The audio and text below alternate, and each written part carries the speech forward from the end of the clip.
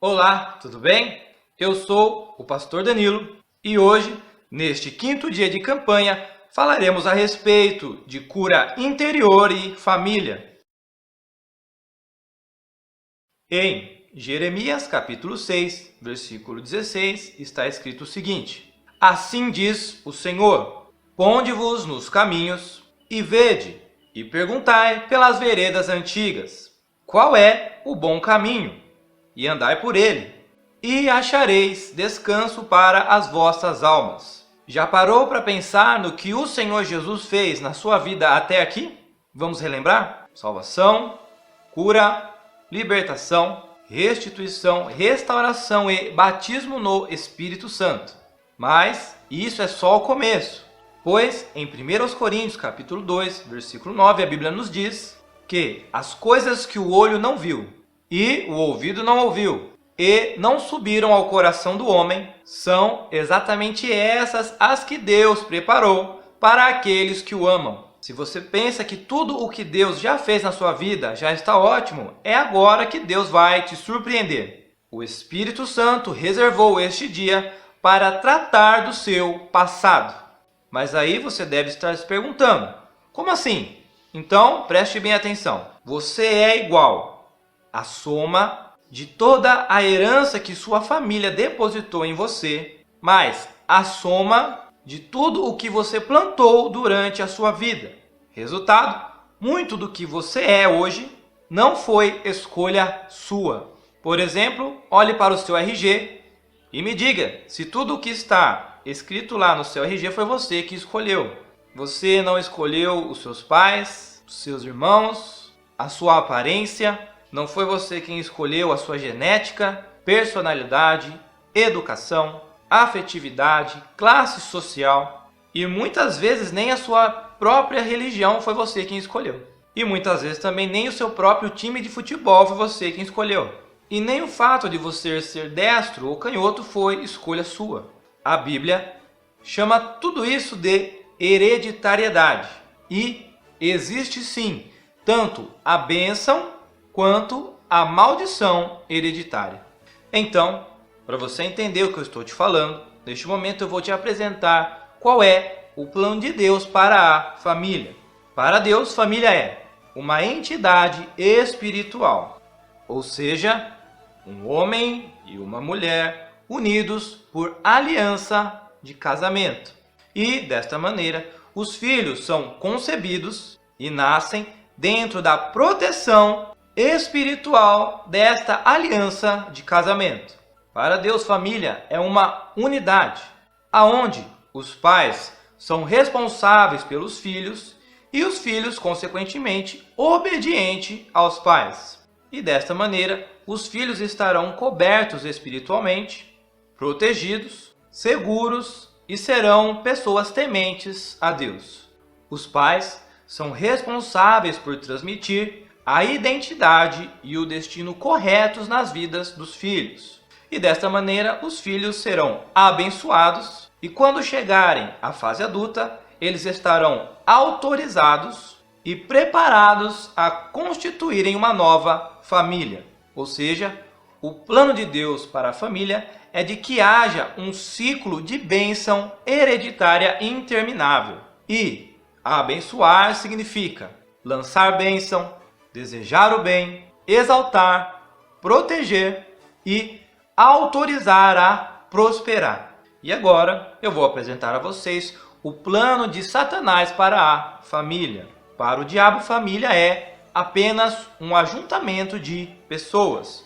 Ou seja, pode ser um homem ou uma mulher, podem ser dois homens, duas mulheres, unidos pelo pecado do sexo ilícito, pelo adultério ou a fornicação, aonde essas pessoas estarão fora de uma aliança de casamento. Os filhos seriam concebidos por acidente e nascem fora da proteção espiritual que existe na aliança de casamento. E quais seriam as consequências de tudo isso? Famílias divididas, os pais não se responsabilizam pelos filhos, filhos rebeldes, filhos rejeitados, desprotegidos e abandonados, se tornando então pessoas não tementes a Deus. Os pais eles não saberiam como transmitir a identidade e o destino correto na vida dos filhos. E os filhos amaldiçoados, então, na fase adulta, eles tendem a repetir os mesmos erros de seus pais. O plano do diabo para a família é de que a família viva num constante ciclo de maldição hereditária. E amaldiçoar significa lançar maldição, praguejar, condenar, abominar e destinar à desgraça. E neste momento eu vou explicar um pouco a respeito do que é identidade. E no final deste vídeo você irá escutar qual é a sua identidade da boca do próprio Deus. Identidade se resume na seguinte questão: quem eu sou? A Bíblia nos diz que nós somos um espírito, alma e corpo. E nós já falamos sobre isso no vídeo passado, mas só para você se lembrar, é o espírito quem dá a vida para a alma e é a alma quem dá a vida para o corpo. É o Espírito Santo quem se comunica com o nosso espírito, aqui na nossa mente, nos possibilitando ouvir a voz de Deus. A Bíblia nos diz que todos nós nascemos com um espírito puro. Porém, devido ao pecado e devido ao fato de vivermos uma vida pecaminosa, o nosso espírito, que era puro, ele é agora contaminado e totalmente destronado. Isto é, a partir desse momento nós somos controlados pelos desejos, sentimentos e apetites da nossa carne, o corpo, resultando no que a Bíblia chama de homem carnal. E o que é homem carnal? É aquela pessoa que vive a vida para atender os desejos da sua carne. E quando uma pessoa ela vive dessa maneira, isso significa que o seu espírito está praticamente morto. O espírito ele fica adormecido e fica completamente separado de Deus. E é por isso que todos nós temos a necessidade de um espírito novo, ou seja, de um renovo, de um avivamento, de algo que venha a despertar o nosso espírito dentro de nós. E este processo é chamado de regeneração. E a Bíblia nos diz que somente o Senhor Jesus é quem pode nos regenerar. Você sabe como? Me pergunte como. Através do batismo no Espírito Santo.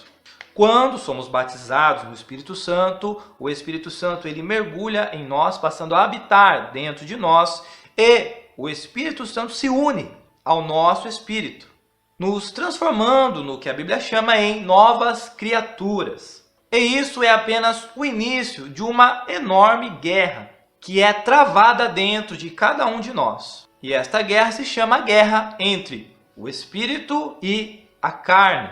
E esta guerra acontece porque o nosso espírito, ele é inclinado para Deus, para a vida eterna e a paz, enquanto que a nossa carne, ela é totalmente inclinada para o pecado e para a morte. Amados, é por isso que a Bíblia nos ensina que nós temos que matar a nossa carne diariamente através da oração, do jejum e da leitura da palavra. E quando nós conseguimos matar a nossa carne diariamente, todo o nosso corpo estará sob o controle do nosso espírito, que é controlado pelo Espírito Santo de Deus, resultando no que a Bíblia chama de homem espiritual, que é aquela pessoa que é totalmente guiada, dependente e obediente ao Espírito Santo de Deus. Meu amado, enquanto nós estivermos nessa terra, esta guerra ela nunca irá acabar. Então imagine que eu sou a alma. Imagine que aqui desse meu lado está o corpo, deste meu outro lado está o espírito. Então todos os dias, meu amado, vai ser isso aqui, ó. Oh meu Deus, e agora? E Jesus? E todos os dias você vai ter que escolher entre abandonar sua carne, matar sua carne e ser guiado pelo seu espírito, que é controlado pelo Espírito Santo de Deus. E agora eu também quero falar um pouco a respeito de destino. Destino se resume a esta pergunta: qual é a minha missão nessa terra? Porque, meu amado, a Bíblia nos ensina que ninguém nasce por acidente. Todas as pessoas que nasceram, elas nasceram porque Deus permitiu que elas nascessem. E essas pessoas, cada uma delas, Deus ele já havia reservado um propósito, ou seja, uma missão para cada uma das pessoas que habitam nessa terra. Então a Bíblia nos ensina que, em primeiro lugar, nós viemos para essa terra para sermos abençoados pelos nossos pais. Quando nos tornamos independentes dos nossos pais, a Bíblia nos diz que a partir deste momento, nós temos a responsabilidade de sermos uma bênção aonde nós estivermos. E depois de casarmos e constituirmos uma família, a Bíblia nos diz que a partir deste momento, nós temos a responsabilidade de abençoar os nossos filhos. E aí está completo o ciclo da bênção. O que é bênção? Bênção é a transmissão de identidade e destino de Deus. Enquanto que a maldição é a transmissão da identidade e destino do diabo. E neste momento eu vou falar a respeito dos 7 períodos críticos da bênção, que são 7 fases da vida, aonde o fato de você ter sido abençoado ou amaldiçoado pode produzir várias tendências emocionais e comportamentais positivas ou negativas. A maneira como você foi tratado pelas pessoas, ou seja, se você foi abençoado ou amaldiçoado, pode influenciar no seu modo de ser. Então preste muita atenção agora no que eu vou explicar.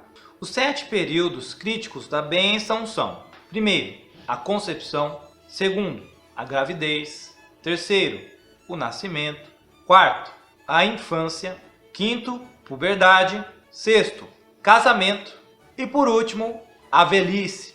E eu vou estar explicando como deveriam ser esses 7 períodos críticos da bênção se todos esses períodos estivessem de acordo com os planos de Deus. E também vou comentar as consequências de quando esses 7 períodos críticos eles ocorrem de acordo com os planos de Satanás.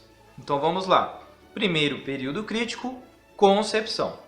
Quando a concepção é abençoada, geralmente ela é desejada, planejada e aceita. Ela ocorre dentro da aliança de casamento e ocorre por meio do amor. Agora, quando a concepção ela é amaldiçoada, então geralmente ela não é desejada, ela não é planejada e geralmente ela é acidental, já que ela ocorre fora da aliança de casamento, por meio do sexo ilícito, como, por exemplo, o adultério, a fornicação, a prostituição e por aí vai, causando sequelas irreparáveis. Ou seja, o pecado dos pais dá poder, ou seja, autoridade aos espíritos malignos para que estes venham a atormentar o embrião. Embrião, se você não sabe, são as primeiras 8 semanas de vida.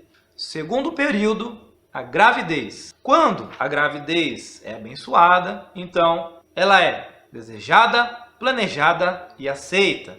A gravidez se desenvolve com ausência de estresse e ausência de desordem emocional. E a mãe, ela tem o sentimento de cuidado, de amor e expectativa pelo filho que está sendo gerado em seu ventre. Agora, quando a gravidez é amaldiçoada, ou seja, não desejada, não planejada e não aceita, a gravidez se desenvolve de maneira agitada, estressante e complicada. O sentimento da mãe é de total alienação, descuido e abandono, causando, na maioria das vezes, o desejo de abortar esta criança. E quais são as sequelas de uma gravidez amaldiçoada? Após 8 semanas, o feto dentro da barriga da mãe ele já começa a ter sentimentos como rejeição, depressão, medo, raiva e culpa. Ou seja, o feto já começa a pensar da seguinte maneira: eu não pedi para nascer, ou eu sou um erro. Mulheres, por tudo que é mais sagrado, não cometa aborto. Você está matando uma vida extremamente preciosa para Deus. Terceiro período crítico é o nascimento. Quando o nascimento é abençoado, o parto ocorre de maneira tranquila e sem traumas. A criança é recebida com o sexo que Deus criou e o bebê é amado, cuidado e valioso para a família. Agora, quando o nascimento é amaldiçoado, ocorrem traumas durante o parto, complicações, e por esse motivo, ao nascer, o bebê ele é rejeitado, não é amado, não é cuidado, os pais não aceitam o sexo com o qual a criança nasceu, e toda essa situação vão deixar sequelas, como por exemplo, ao crescer, a criança pode ser insegura com a sua própria aparência, pode ser uma criança com fobia, ou seja, medo de tudo. Ela pode já apresentar tendências homossexuais, pode ser uma criança irada, frustrada, que irá fazer de tudo para chamar a atenção dos pais. Pelo amor de Deus, quando vocês tiverem filhos, deem graças a Deus se nasceu homem, dê graças a Deus se nasceu mulher. Nunca diga, queria que fosse homem, nossa, por que não nasceu mulher? Porque, amado, se você fizer isso, você estará rejeitando o sexo que Deus escolheu para essa criança. E não só isso, mas você estará praticamente jogando um demônio na vida desta criança, que no futuro pode apresentar tendências homossexuais. E não é à toa que hoje o mundo está com um número tão elevado de homossexuais. Porque, amado, homossexualismo é um distúrbio de causa espiritual. Agora eu vou falar sobre o quarto período crítico, que é a infância. Quando a infância é abençoada, ocorre o acolhimento, o amor e o cuidado por parte da família. O aleitamento materno ele vai se desenvolver por pelo menos 2 anos, que é o tempo normal da amamentação, ocorrendo um laço de amor íntimo com a mãe e o afeto físico do pai. Agora, quando a infância é amaldiçoada, ocorre o abandono, a falta de amor e cuidado por parte da família. A mãe ela não está aí muito interessada em satisfazer as necessidades básicas do seu bebê. Ocorre a ausência de laços íntimos com a mãe e a ausência de afeto físico com o pai, causando insegurança à criança. As sequelas são: ao crescer, a criança ela pode ter muito medo da morte, ela pode se tornar uma pessoa incapaz de confiar nas pessoas e até em Deus. E ela pode se tornar uma criança obstinada, ou seja, uma criança orgulhosa, individualista, daquela linha de pensamento que se você quer algo bem feito, faça você mesmo. O quinto período crítico é a puberdade, ou a adolescência. Quando a adolescência é abençoada, os pais sabem separar a identidade do comportamento. Por exemplo, o filho tira uma nota baixa na escola.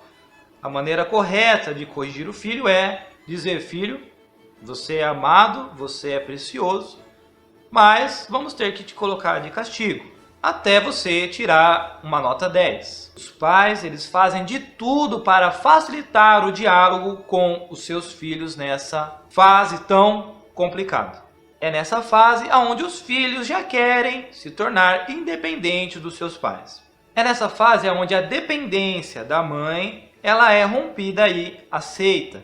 Ocorre a iniciação da fase adulta e geralmente uma cerimônia de transição, como por exemplo as festas de debutante para as meninas de 15 anos e o churrascão com os amigos para os rapazes de 18 anos. E é muito importante que nesses eventos aconteçam uma bênção tripla, onde os pais vão abençoar os seus filhos, confirmando a sua identidade, o seu destino e liberando os seus filhos para a fase adulta. E a partir desse momento, preparando os seus filhos e instruindo-os para o casamento e a vida adulta. Agora, quando a adolescência é amaldiçoada, os pais confundem identidade de comportamento, ou seja, o filho tirou uma nota baixa na escola, a primeira atitude dos pais é falar: ô, sua anta, seu burro, né? Como é que você pode? Aí já amaldiçoou o filho.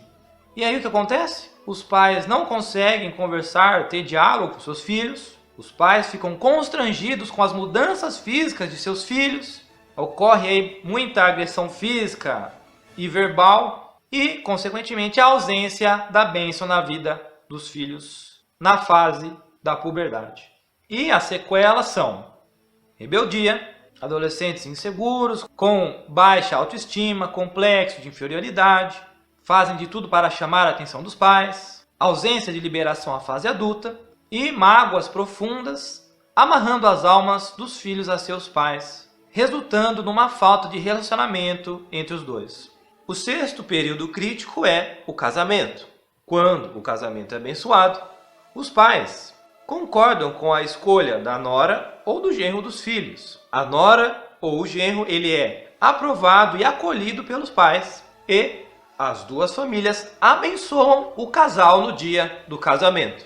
Agora, quando o casamento é amaldiçoado, os pais não concordam com a escolha errada dos seus filhos, os pais reprovam e rejeitam a sua nora e o seu genro, os pais amaldiçoam a união dos filhos com aquela velha frase: esse casamento não irá durar. E ainda tem muitos pais que chegam a não comparecer ao casamento. As sequelas deixadas são: o casamento fica debaixo de maldição, o casal fica magoado com seus pais, começa a ocorrer um esforço excessivo do casal para provar que eles estavam certos. Toda essa mágoa vai impedir que os filhos se unam ao seu cônjuge. Porque a mágoa, amados, é algo muito grave. Quando nós guardamos mágoa de alguém, nós estamos colocando uma parede invisível ao nosso redor. E uma pessoa magoada, ela tem problemas para se relacionar com outras pessoas por medo de se magoar. E, ao mesmo tempo que ela tem problemas para se relacionar com outras pessoas, ao mesmo tempo ela tem também dificuldade de ter um relacionamento íntimo com o próprio Deus. O sétimo período crítico é chamado de velhice. E é também na fase da velhice que vai entrar a lei da semeadura e os pais irão colher tudo o que eles plantaram na vida de seus filhos. Então, quando a velhice é abençoada, os filhos, a Bíblia nos diz que eles se levantam para abençoar a vida de seus pais, concluindo desta maneira o ciclo da bênção. Então, meu irmão, minha irmã, você que tem uma família grande aí, né? Uma família com vários irmãos, é muito interessante que vocês se unam para promoverem uma festa de honraria aos seus pais. Pega um dia especial aí, como por exemplo o aniversário do pai, da mãe, ou o aniversário de casamento dos dois, e organizem uma festa surpresa especialmente para honrar a seus pais. Uma festa onde seria muito interessante que todos os filhos eles fizessem algum tipo de homenagem a seus pais. Agora, quando a velhice ela é amaldiçoada, os filhos amaldiçoam e abandonam aos seus pais. E tudo isso por causa da falta de perdão. Os filhos, eles permanecem amargurados e ressentidos com os seus pais na fase adulta.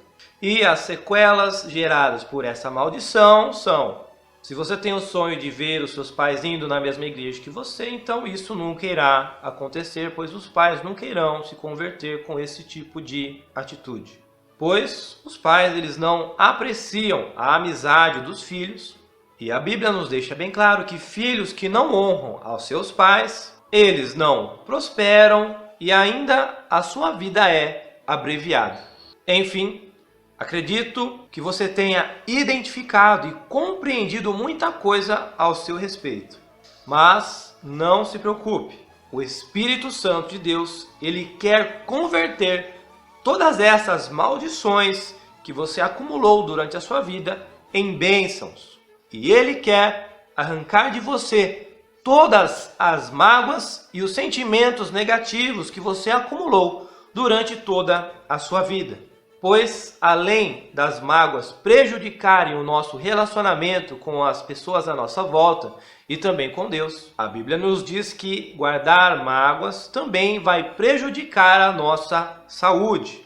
E tem muita gente que está sofrendo com depressão, cânceres, tumores e vários outros tipos de enfermidades por causa da falta de liberar o perdão. E a Bíblia também nos diz que quando nós não perdoamos as pessoas que nos ofenderam, que nos magoaram, o próprio Deus também, ele não pode nos perdoar dos nossos pecados. Então, meu irmão, minha irmã, decida hoje liberar o perdão para todas as pessoas que te magoaram, sem exceção. E receba o perdão de Deus hoje. E pode ter certeza, meu amado, que você também irá receber uma paz dentro do seu coração, como você nunca teve antes na sua vida. Porque a Bíblia nos diz que essa paz que você irá receber é uma paz que ela excede todo o entendimento. Então, neste momento, se você decidiu liberar o perdão, e lembre-se que você precisa liberar o perdão por amor a você mesmo, para o seu próprio bem, para que você seja perdoado por Deus dos seus pecados, para que você consiga ter um relacionamento íntimo com Deus e ouvir a voz de Deus. Então, se você decidiu liberar o perdão hoje para todas as pessoas que algum dia fizeram algo contra você e te magoaram, então neste momento você vai fazer uma oração juntamente comigo. Coloque a mão no seu coração, feche os teus olhos e repita comigo esta oração, que é uma oração que irá te ajudar a liberar o perdão. Então coloque a mão no seu coração, feche os teus olhos e repita comigo assim: Senhor Jesus, a partir de agora, eu libero o perdão total, genuíno, verdadeiro e sincero para... Continue com seus olhos fechados e você vai falar agora o nome das pessoas para quem você está liberando o perdão hoje. Então diga, amado, não fique com vergonha, não fique com receio, mas comece a falar para o meu pai, para a minha mãe, os meus irmãos, amigos, parentes, colegas de trabalho. Às vezes você vai ter que liberar o perdão até para você mesmo. E às vezes você vai ter que liberar um perdão até para Deus. Então diga o nome das pessoas, diga um por um dos nomes, para que esta oração tenha um efeito impactante na sua vida. Continue com seus olhos fechados e repita comigo: Senhor Jesus, eu cravo na tua cruz todos os sentimentos malignos que essas pessoas me causaram.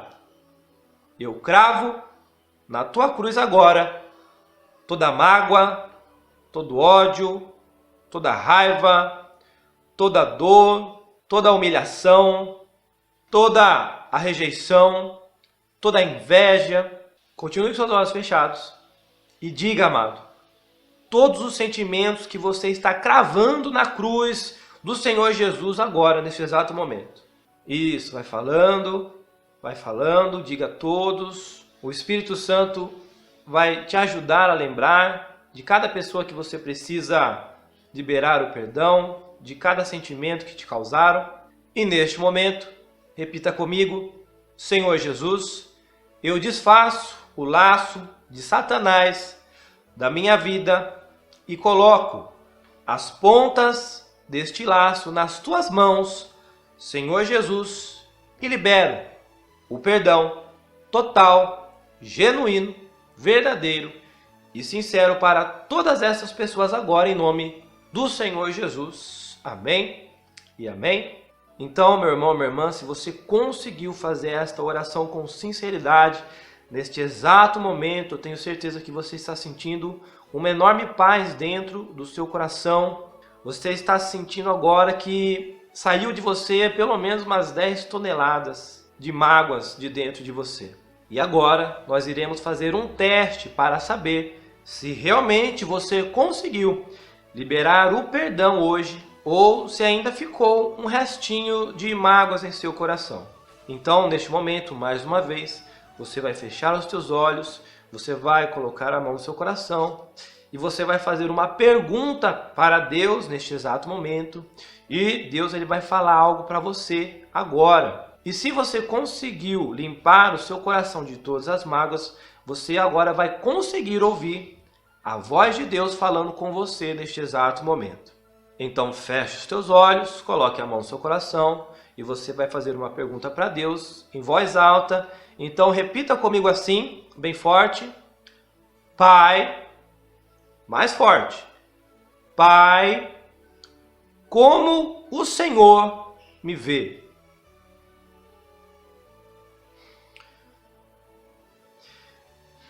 Automaticamente, amado, veio uma resposta, veio a verdade de Deus na sua mente. E se você conseguiu ouvir a voz de Deus, amado, compartilhe conosco o que Ele te disse. E agora, neste exato momento, você vai fazer mais uma pergunta para Deus. Então, feche teus olhos, coloque a mão no seu coração, repita comigo bem forte. Pai, qual é a minha missão nessa terra?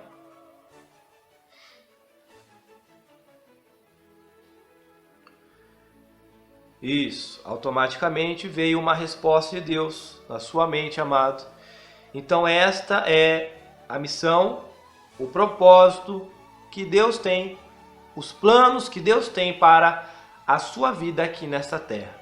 Então, meu irmão, minha irmã, se você conseguir ouvir a voz de Deus hoje, isso significa que o seu coração está limpo de todas as mágoas e sentimentos negativos e não tem mais nada que te impeça de ter um relacionamento íntimo com o Espírito Santo de Deus.